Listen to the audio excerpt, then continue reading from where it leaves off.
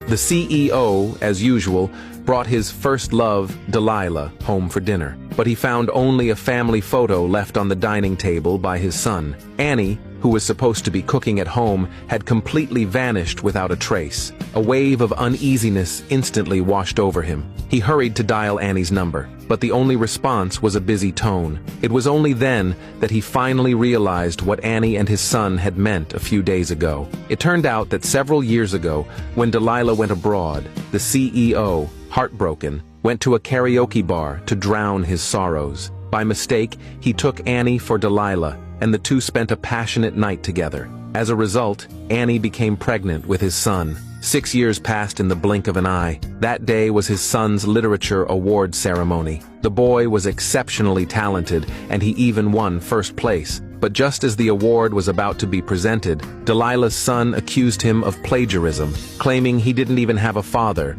and couldn't have written an essay about one. The boy tried to explain anxiously when suddenly the CEO appeared. The son was overjoyed, and Annie couldn't help but smile. The boy grabbed his father's hand, but to everyone's shock, the CEO shook it off coldly. He turned and picked up Delilah's illegitimate child instead, saying he had only one son, that boy. Only then did Annie realize that the CEO's presence that day was solely for Delilah and her son. She knelt down to comfort her son, telling him not to be sad. Just then, they overheard the CEO saying he would take his illegitimate son to the amusement park that weekend. Unable to stand it any longer, Annie tried to leave, but the CEO called out to stop her, warning the boy never to call him Dad again. Annie immediately accused him of blatant favoritism, but the CEO snapped back, calling her a bitter woman. Annie ignored him completely and took her son home. The boy quietly sat at the table drawing a family portrait.